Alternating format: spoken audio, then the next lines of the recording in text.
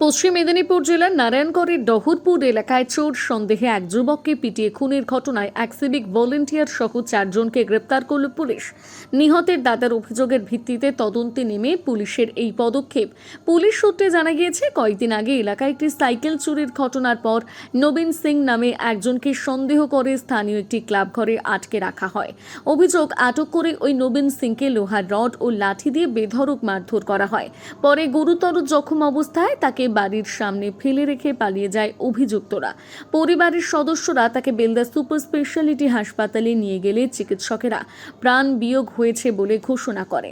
ঘটনার পর নিহতের দাদার লিখিত অভিযোগের ভিত্তিতে তদন্তে নেমে ধরমরাজ সিং, রবি সিং, জগদীশ সিং এবং জগন্নাথ সিংকে গ্রেপ্তার করে পুলিশ। ধৃতদের মধ্যে জগন্নাথ সিং নারায়ণগড় থানার এক সিভিক ভলেন্টিয়ার।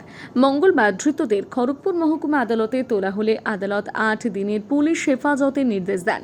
ধৃতদের পুলিশ হেফাজতে নিয়ে বলে জিজ্ঞাসাবাদ চালানো হবে বলে জানা গিয়েছে।